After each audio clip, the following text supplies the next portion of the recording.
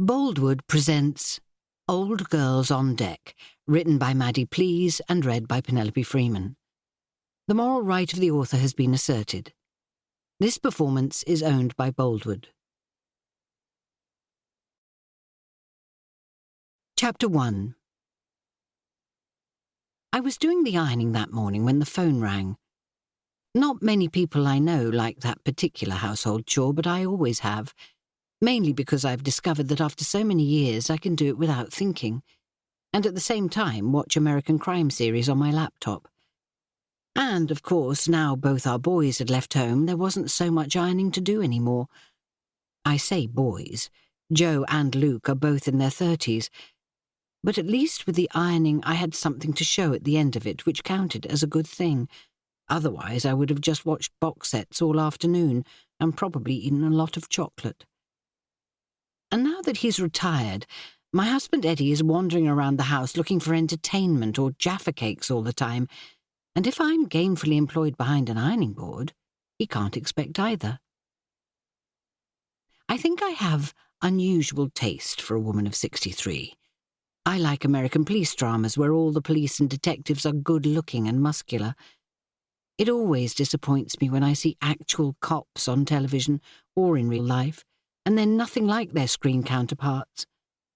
I've certainly never seen any in the high street with the sort of physiques, designer clothes, makeup and shoes that they have in box sets.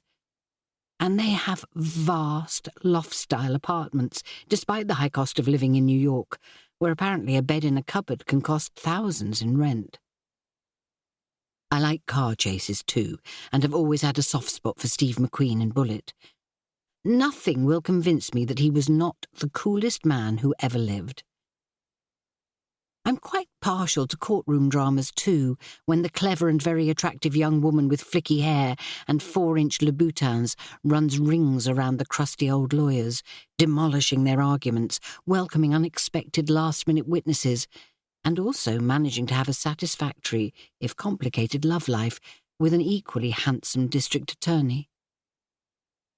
They always cook vast breakfasts in their huge kitchens in box sets too, which no one ever seems to eat because they're always being called away to the White House or police headquarters for urgent meetings. I wish someone would cook me breakfast occasionally. In over 30 years, Eddy never had. He knows how to open the fridge and occasionally close it, but I don't think he'd know one end of a saucepan from another. While I'm ironing, I can also look out of the window, which that late November morning was smeared with rain, and watch the activity on my bird table. I was already signed up to taking part in the yearly January bird watch to count how many different birds I see in my garden. I've even got some binoculars on the kitchen windowsill, and every year I think what an old person thing that is to do. Still, I do enjoy it. My sons laugh at me and ruffle my hair. Joe sends me messages asking if I've seen any dodos yet, or bald eagles nesting in the nearby supermarket. "Look at you and your little checklist," they'd say, and I laughed too.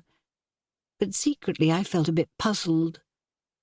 One minute I was young, wearing tie-dyed T-shirts and cheesecloth skirts, staying up all night and functioning on black coffee, consulate menthol cigarettes and alcohol. The next, I'm looking thoughtfully at jars of Ovaltine and buying birdseed in bulk from Amazon and being excited about it.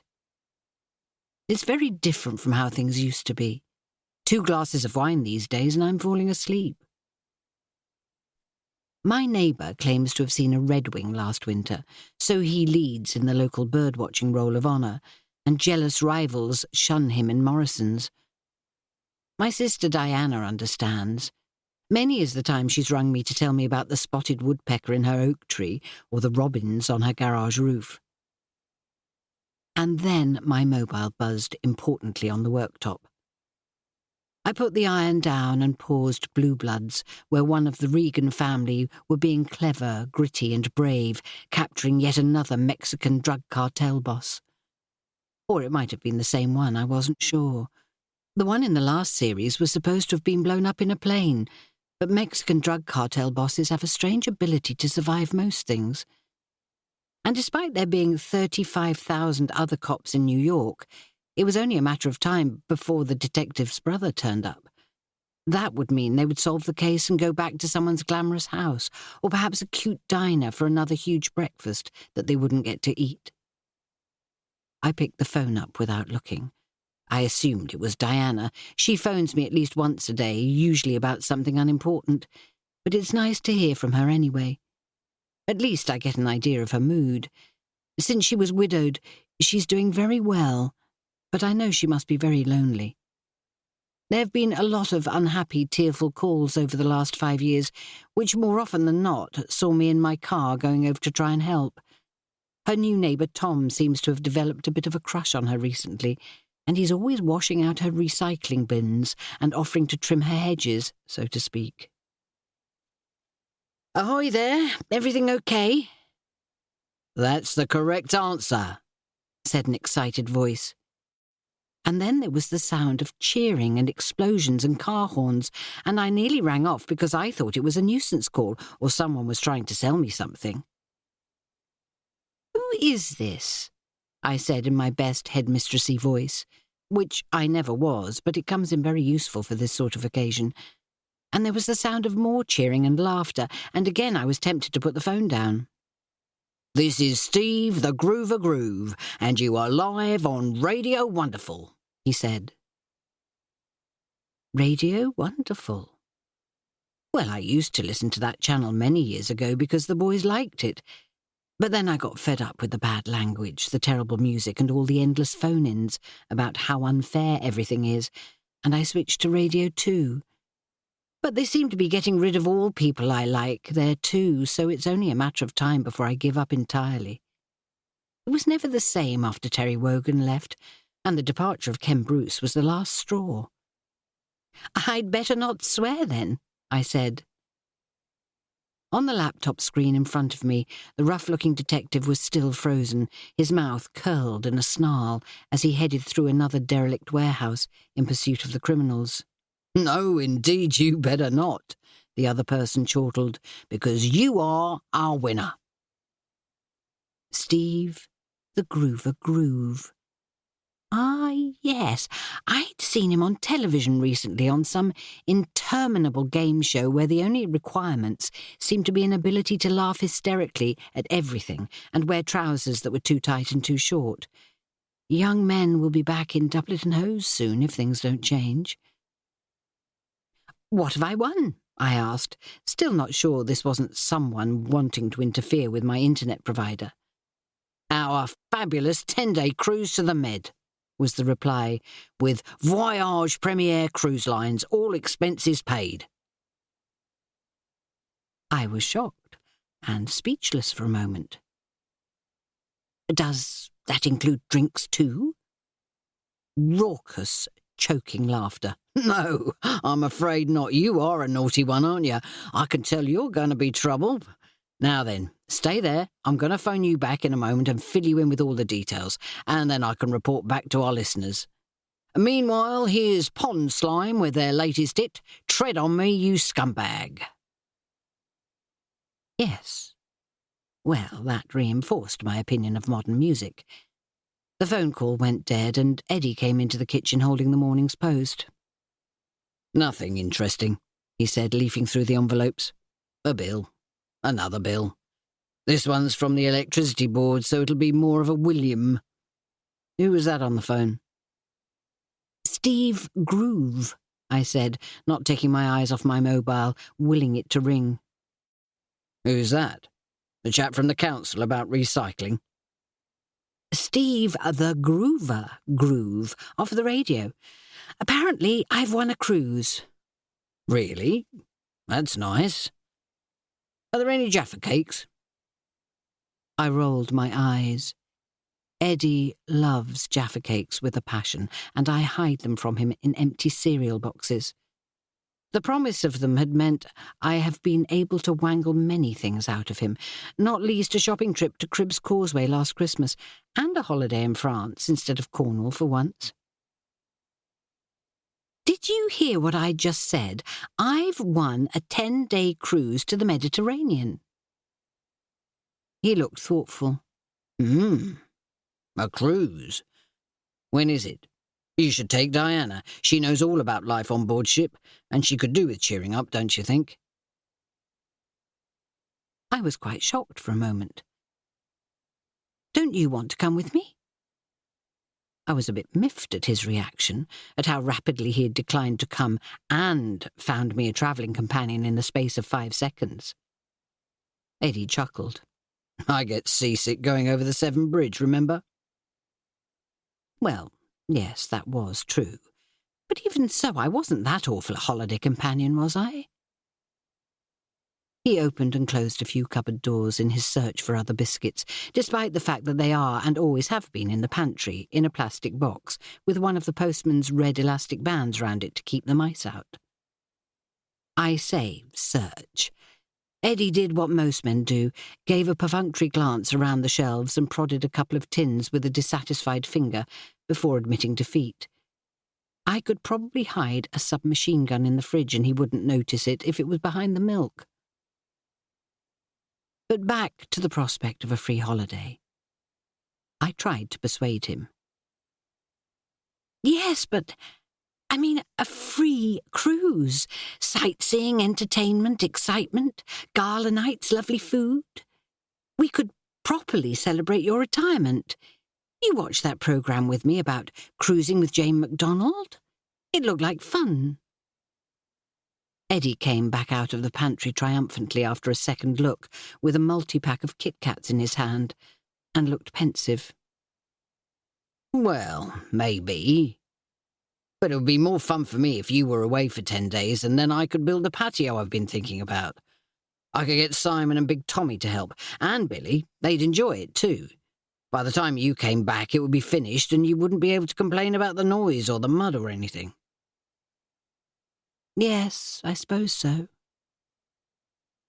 More fun for me if you were away for 10 days.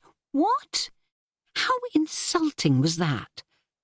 Although the idea of a patio had been floating around between us for about 10 years, and nothing had been done about it.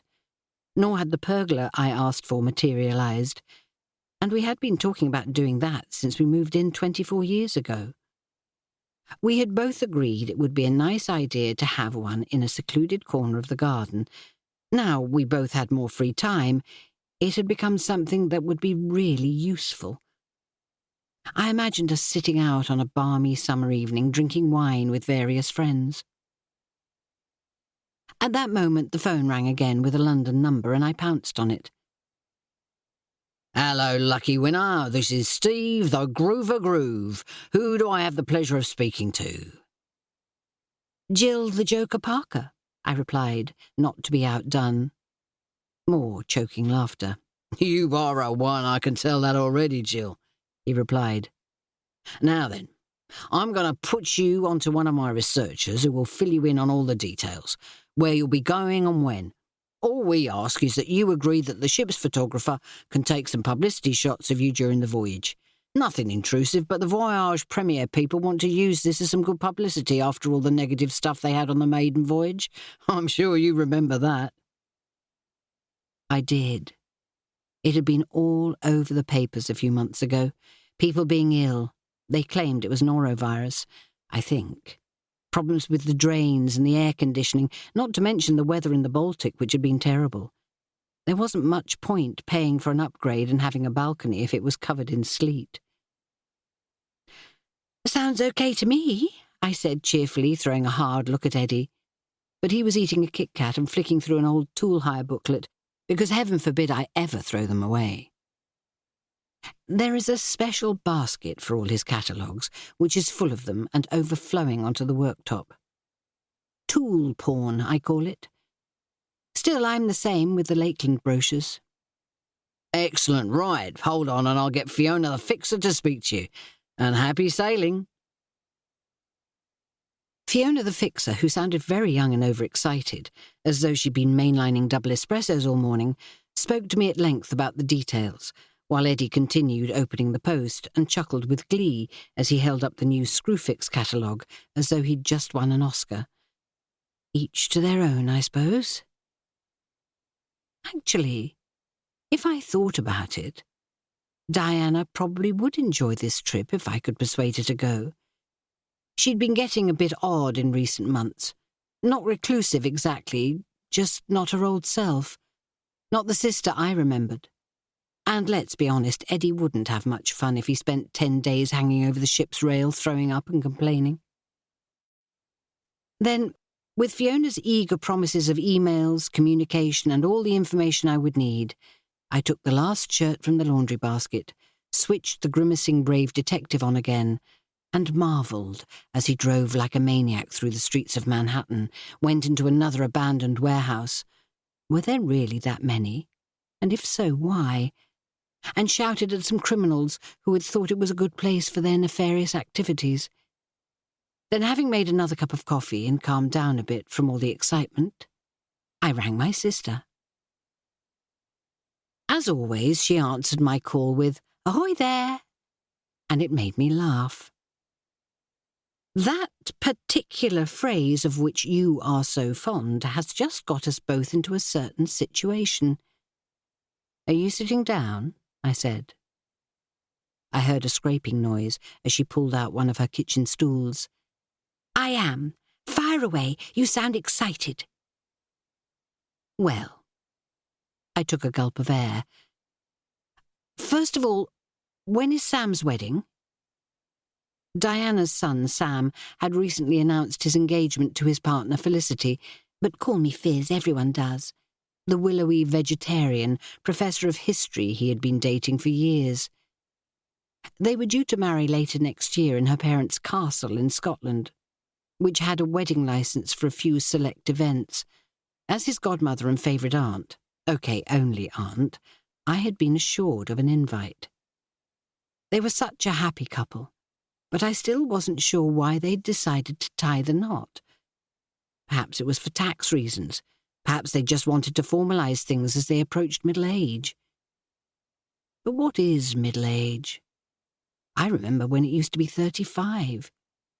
Recently, I read that 60 is the new 40, which means 55 is middle-aged. So we're all going to live to 110? They haven't set a date yet, but they were talking about December next year. December? In Scotland? What a terrible idea, I said. I bet it's going to be freezing. Well, yes, probably. Anyway, that's good because it can't possibly clash. You know, I used to listen to Radio Wonderful. I mean, I don't now because I got fed up with it. Diana gave a little chuckle. Yes, ghastly music, too much noise and rude words. I don't know why you liked it. It made me laugh. And I suppose I was trying to keep up with things. Anyway, and someone is always complaining about some perceived slight. Why are young people all so angry when they have so much going for them? I tutted in exasperation. Okay, you miserable old biddy, calm down. What do you say when you answer the phone? You know perfectly well. I say, ahoy there, because Caspar was a sailor and he always did. It was a joke. Exactly. And because Alexander Graham Bell said it was the polite way to answer the telephone. Well, is there a point to this conversation? She asked. If you will pipe down, which is also a nautical term, I will tell you. I was doing the ironing and watching Blue Bloods on my laptop and watching a squirrel on the bird table, so that counts as multitasking, I think. Apart from that, I was feeling bored because it wasn't even bin day, so I really had nothing to look forward to other than the possibility of the woman next door coming around to complain to Eddy about the council. When the house phone rang. Such excitement! And I answered ahoy there because I assumed it was you, and of course it wasn't. Diana sighed. But do get to the point. I am, if you'll just listen. Well, it was Steve the Groover Groove. You must have heard of him. Vaguely, she agreed. You know the one. Annoying little screwed-up face like a rabbit with constipation. He was the breakfast show. Music with your muesli. Keener than quinoa. I stood up and put the phone on speaker. On the screen in front of me, the rough-looking detective was frozen again, his mouth curled in another snarl, as he headed home through another derelict alleyway and onto his next adventure in pursuit of criminals. "Go on," she said. "Well, I haven't listened to that channel for a bit because you're right, and I got fed up with it. I realise the music is all the same. Everyone sounds so miserable and moaning, but apparently they've been running a competition. And I've won." "Oh, how exciting. And only the other day you were saying you never win anything." "Well, it's not premium bonds or the lottery, but this is almost as good. And you, Diana Wedderburn, are coming with me." "I'm not going to Glastonbury," she said. "I've heard about the toilets. There's no way." "Not Glastonbury, don't be daft." "You're not going to believe this. There is no one better equipped to come with me than you. It's from Southampton to the Mediterranean." There was a long pause when I wondered for a moment if we'd been cut off. "Really?" She sounded less than enthusiastic. "Ferrets bite me if I lie. Steve the Groover Groove talked to me off the air afterwards, and he was really charming, well-spoken with that strange London accent he puts on, and he didn't swear or anything. Then he put me on to Fiona the Fixer, who told me all about it. Steve was making random calls to people, and the first one to answer with "Ahoy there" won the prize, and that was me, and it's all thanks to you." "Good heavens," Diana gasped. "Oh dear." "It's a 10-day cruise for 2 people to the Western Med on the Avanti. It's the first leg of their world cruise. You know, that new cruise ship that's just been launched. It had the maiden voyage about 8 months ago, and lots of people claimed to have norovirus, and some of the cabins flooded because a couple of pipes burst. I bet your husband would have been absolutely incandescent if he'd been captain of that ship. There was all the fuss about people wanting refunds, you know, sad faces in front of the camera. I'd be sad too if I got norovirus and my cabin flooded. And yes, Caspar would have been furious. It doesn't bear thinking about. He used to do a lot of shouting, especially when the sunbeds weren't put out properly." I pressed on. "So, because they had so much bad publicity, the Voyage Premier cruise line decided to give away a prize for some good publicity, and heaven help us, I won it." I felt another little burst of excitement at the prospect. A 10-day cruise. Wow. "But doesn't Eddy want to come with you? Surely he'd enjoy that," Diana said, sounding worried. I bit down my disappointment at her lack of excitement. I'd have to handle this carefully, not storm in all guns blazing like I usually did. Married to a cruise captain, my sister had been all over the world. I, on the other hand, was married to Eddy, who regarded holidays abroad as something to be avoided. He says not. He says now he's retired, he has plans for the garden next year. He's decided he wants to start clearing away those scruffy flower beds by the French doors and build a patio. And he says it will be far easier to do it without me around interfering and complaining about the noise and the making silly suggestions. He's going to ask his brother and some friends to help, like a boys' project with bigger tools, if you'll excuse the expression. Diana sighed. "Oh, I don't know. That's very generous of him, but I bet he'll change his mind." "Oh, he won't, you know Eddy. Once he gets a sniff of paving slabs and bags of concrete, he'll be like a dog outside a butcher's shop. And he said it would be more fun doing the patio without me, and I thought about being offended, but he's probably right. Anyway, wouldn't you like a change of scenery?" My sister hesitated. "I've barely been anywhere since Caspar died, actually. And with all the terrible things you hear on the news, I'm beginning to think it's safer to stay close to home." "You can't live like that forever, though," I said, biting down my frustration and trying to sound reassuring. "And what better way than this? We'll have each other for company. Everything will be organised for us. A car from the front door to the ship. Everything paid for." Diana made a doubting noise. "Except for the drinks. We'll start drinking strange things at odd hours, and we won't really remember them until the final bill comes through. They slip it under the door in the middle of the night, like a poison pen letter. And then we'll have an outraged half hour when we think of going down to the purser's desk to complain, and then we start remembering, and we are rightly embarrassed and pay up." "I suppose we get a receipt," I said.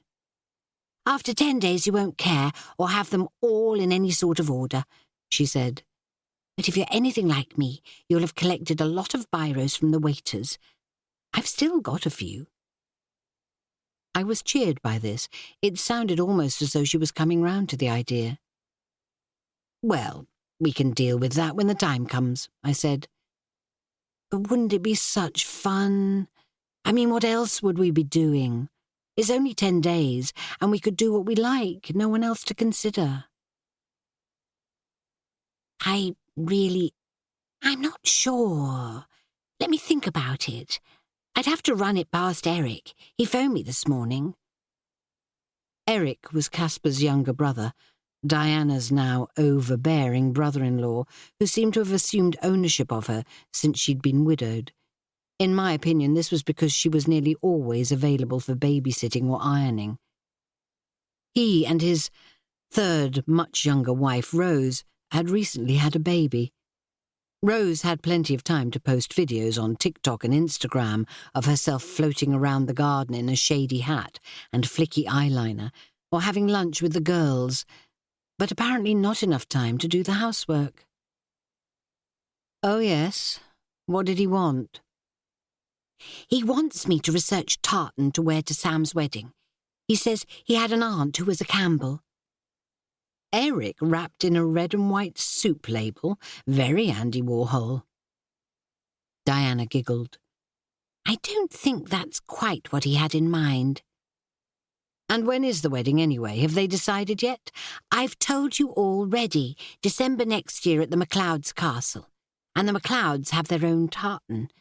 Eric says he would feel pretty tame just turning up in a suit if they're covered in sporrans with a claymore down each sock."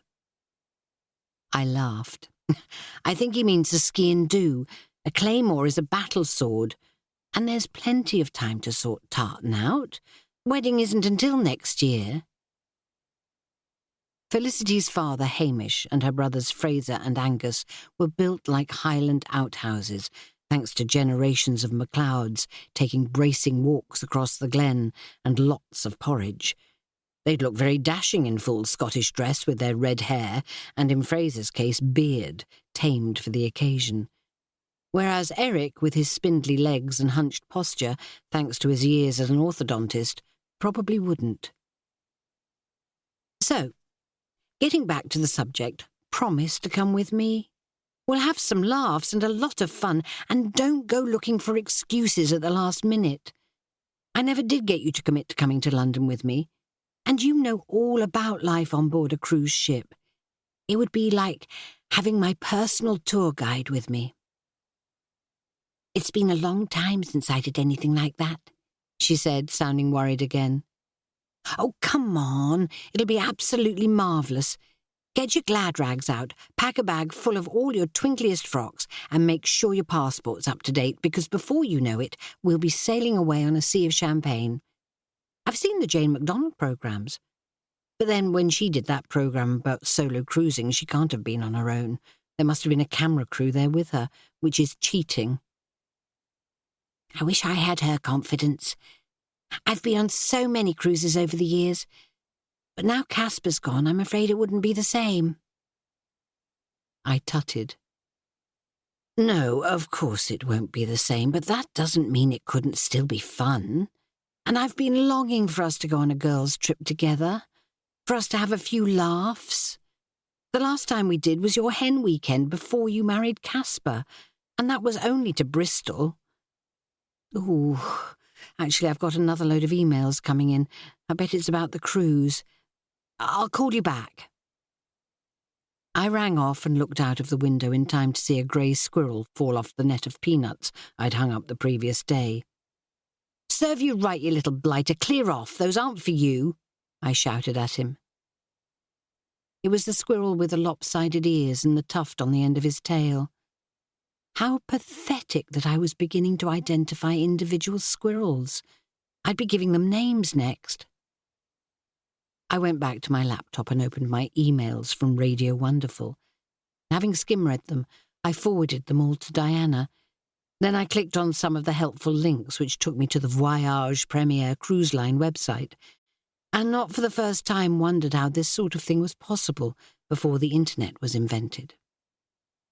It was terrifically exciting, with photos of attractive couples smiling everywhere with their perfect teeth, admiring their food, joining in with dance classes, drinking cocktails in front of a gorgeous sunset, before heading off for some sparkling entertainment in the Ocean Spray Theatre.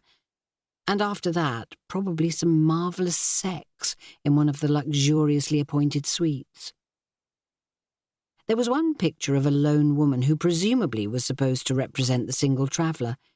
Even she was attractive and glossy, with her perfect silver bob, as she looked out over the sea with a little smile on her lips and a cocktail glass in her hand.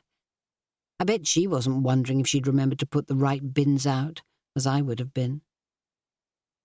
A new cruise ship for a new age, it said. Designed for unparalleled comfort, safety and excitement, the Avanti was timeless yet modern, spacious yet intimate, elegant yet relaxing, stylish yet familiar.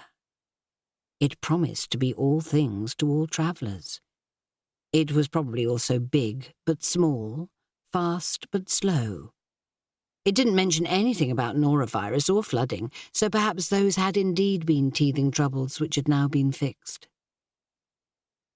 The Avanti also had the distinctive red, white and blue funnels of the Voyage Premier cruise line, state-of-the-art stabilizers, which made me imagine some huge wheels sticking out on either side of the ship, and sleek lines, which, looking at the pictures of the buffet, was a term which would probably not be applied to me and my sister when we left the ship after 10 days being greedy and undisciplined. Perhaps I should go on a pre-cruise diet. I scrolled through some of the cruises on offer and clicked on a link to the one I had won. Southampton to Athens, calling in at some very exciting places. Then, as I still had a few tea towels to do, I switched the grimacing brave detective on again and marvelled as he dodged bullets, hid behind abandoned machinery, and eventually dispatched another cartel leader with an extra special snarl.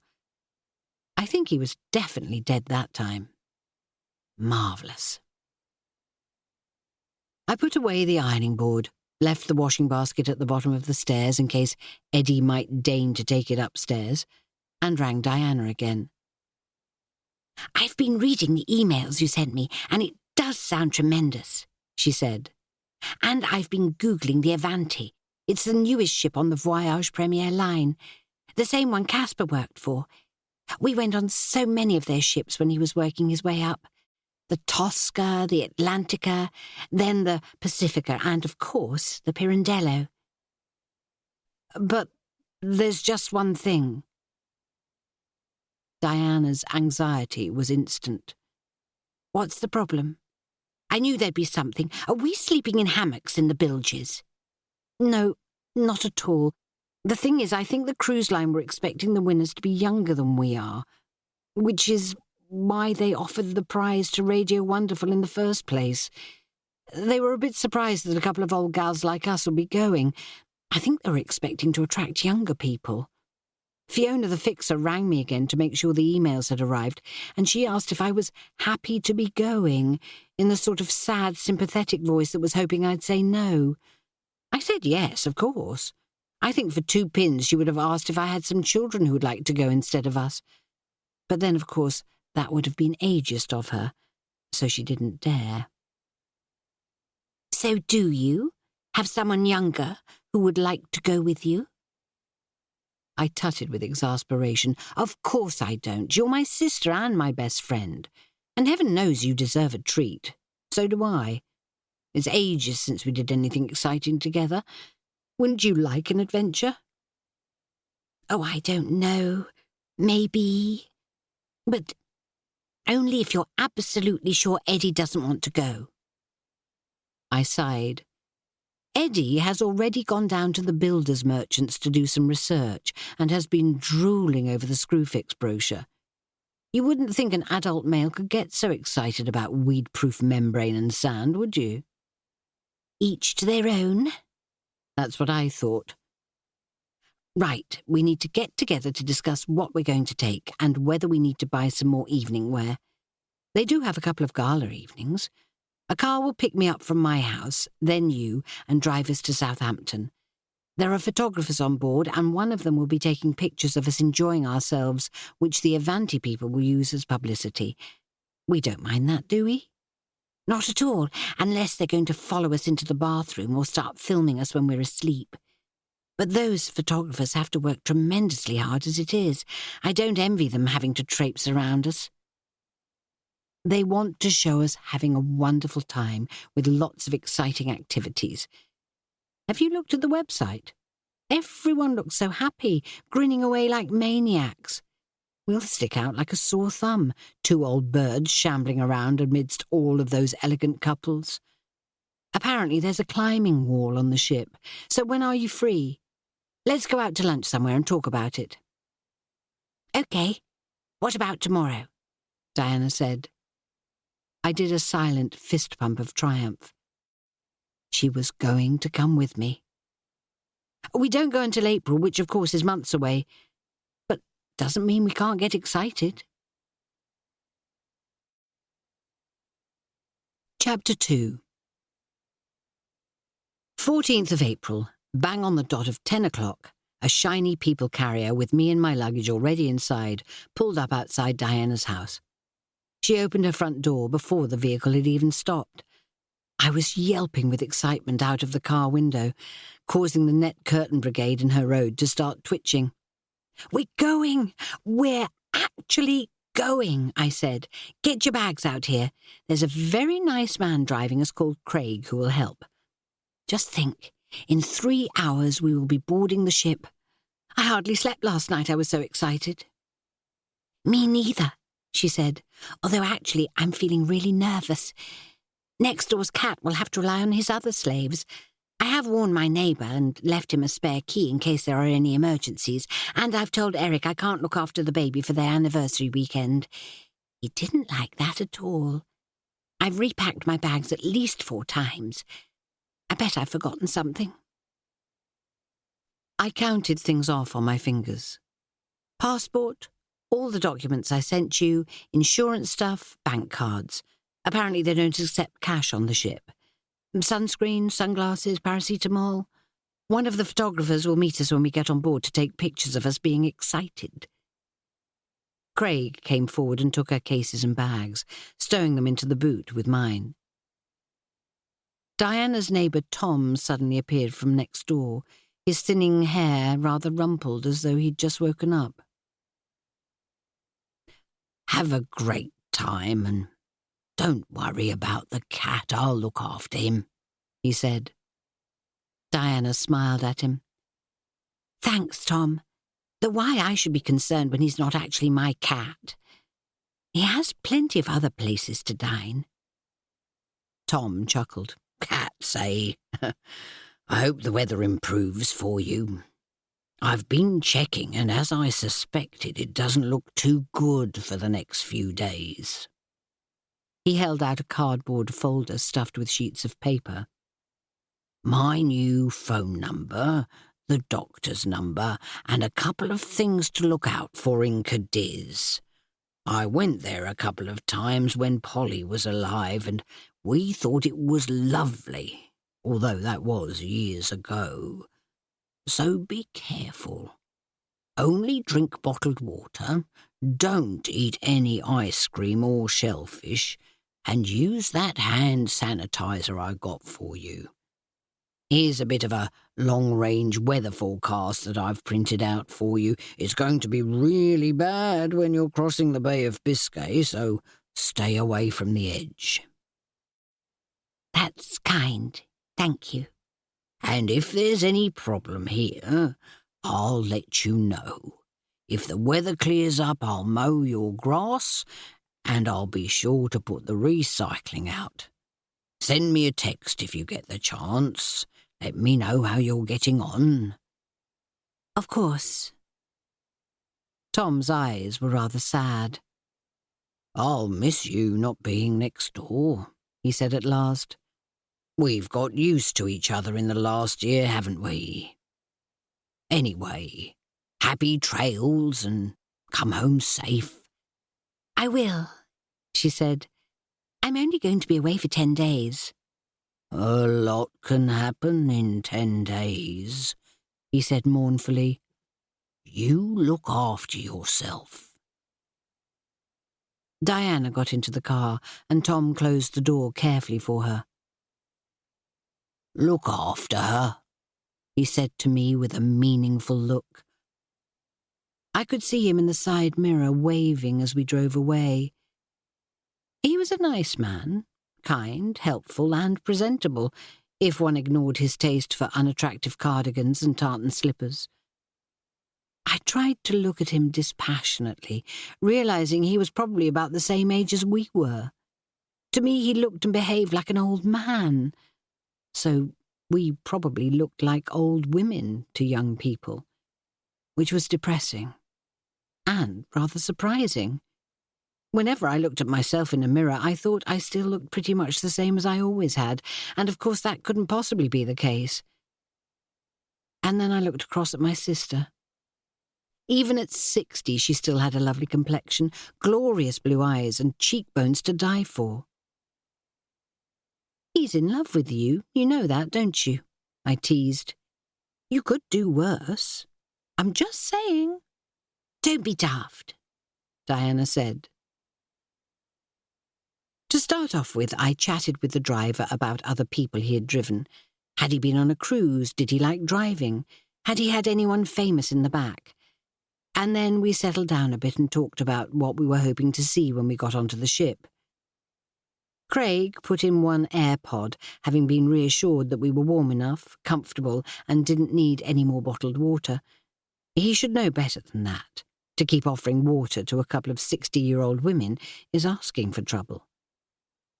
According to the digital display on the sat-nav screen, he was listening to a podcast on the Mayan civilization, which occasionally provoked a chuckle. I wouldn't have thought there were many amusing things to know about human sacrifice and the Spanish conquest of South America, but he seemed happy enough. We had a brief comfort stop at a service station halfway to our destination.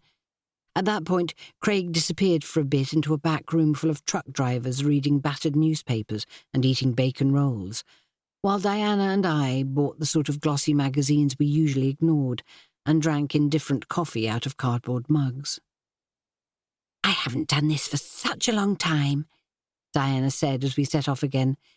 I'm getting really excited now. Good. That's great to hear. At last, Craig pulled the car smoothly up outside a large terminal building and helped us out. The Avanti was berthed in front of us, its sleek hull tethered with cables and roped to the quayside. We stood for a few minutes admiring her. Elegant, yet relaxing. Stylish, yet familiar. Diana sighed. How many times have I stood like this, looking up at a ship, knowing my husband was on the bridge, flicking switches or whatever it was he did.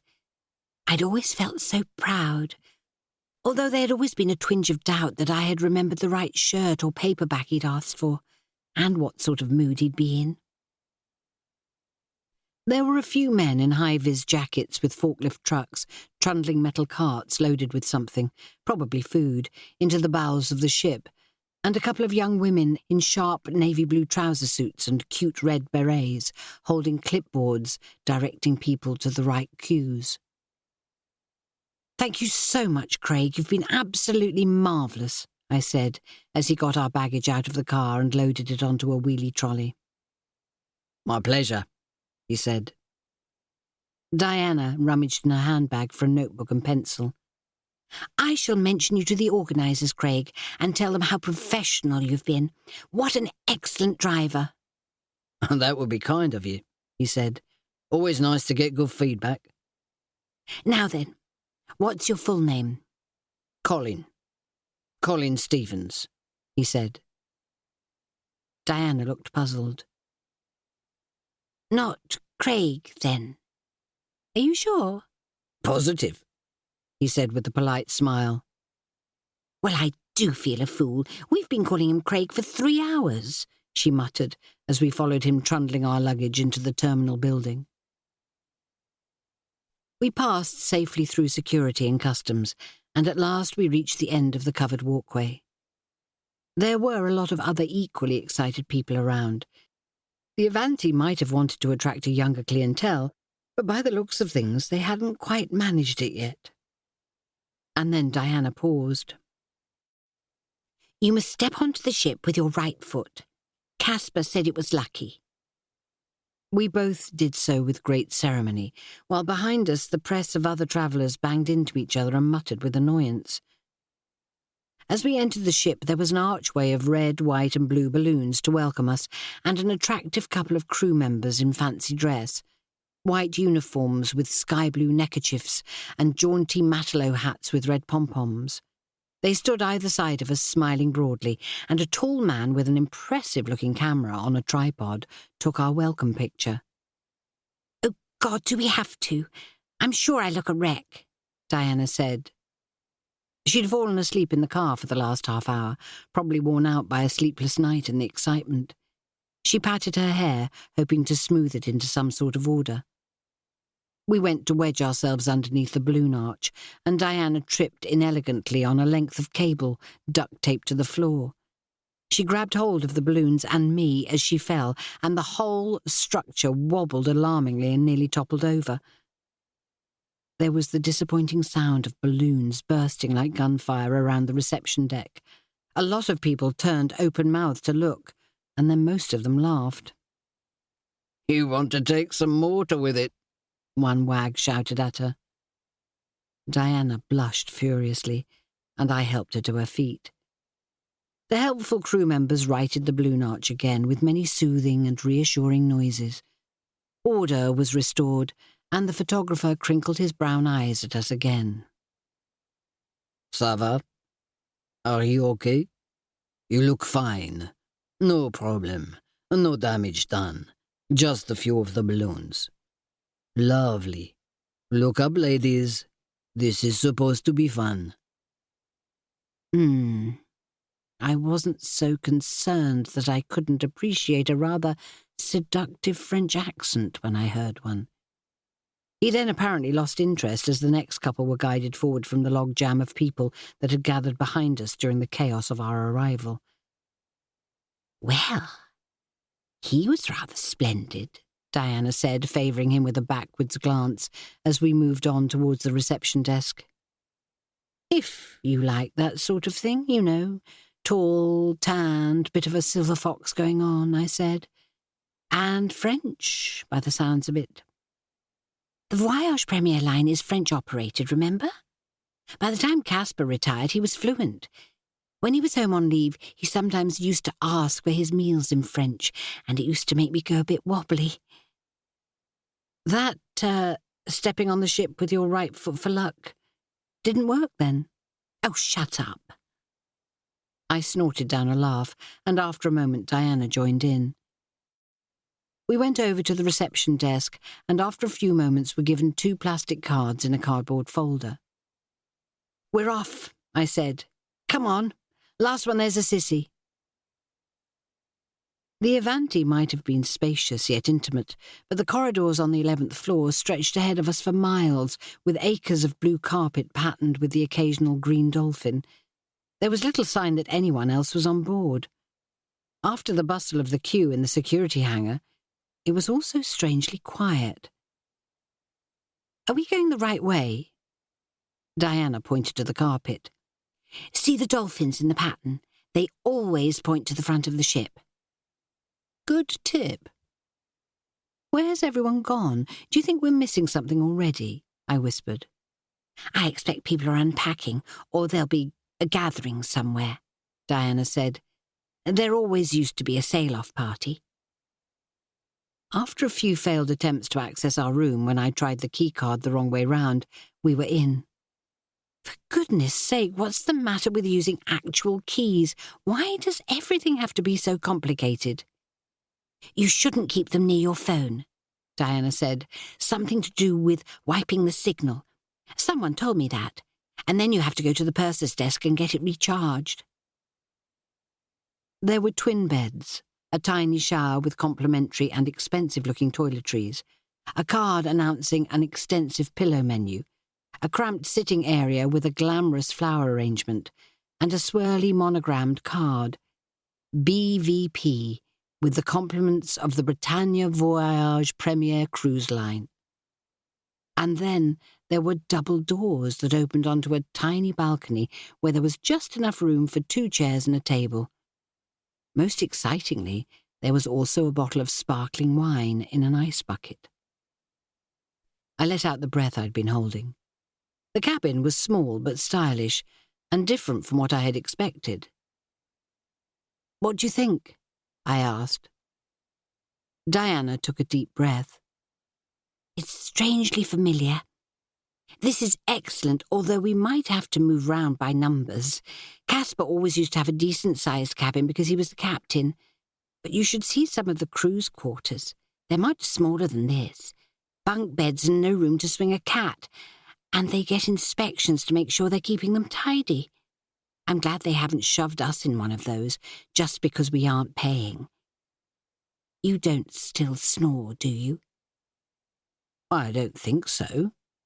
But I have been sleeping in the spare room recently because Eddy has a cold, and he can rattle the walls when he gets going. Anyway, once he falls asleep, nothing disturbs him. So it's a very long time since I had the chance for anyone to tell me. Do you? Ditto. Probably. And what did Sam say when you told him? Diana hesitated for a moment. We had a lovely chat on Christmas Day, and he was very pleased. I left several messages on his phone since then. He doesn't often pick up when I ring, but then he's so busy. They both are. You know what young people are like. And I sent him a text anyway, and a link to our itinerary. You must send him some pictures and let him know how you're getting on. Now, let's open this bottle of bubbly.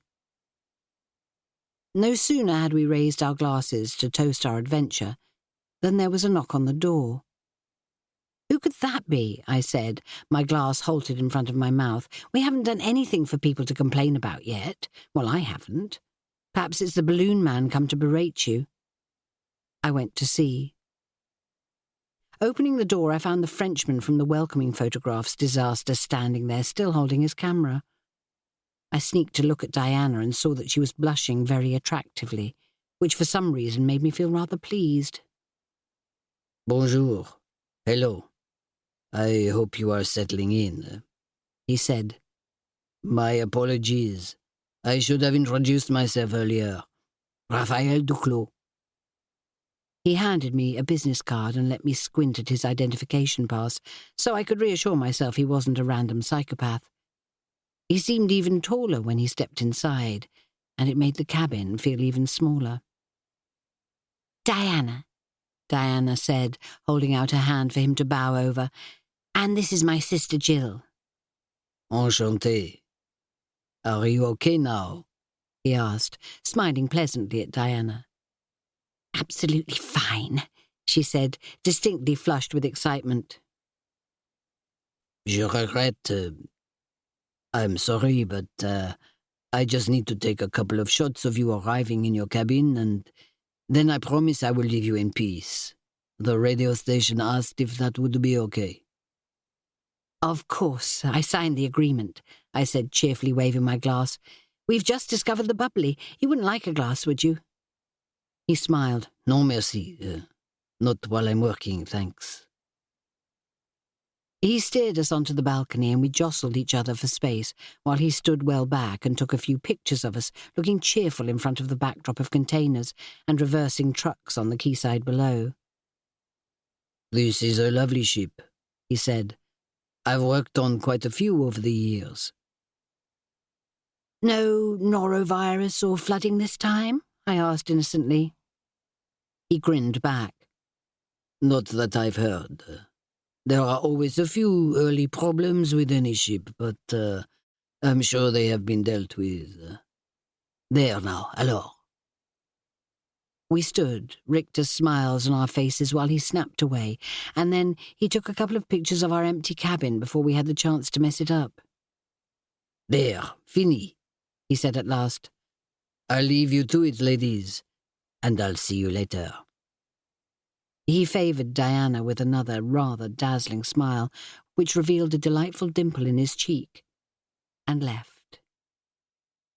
He fancies you.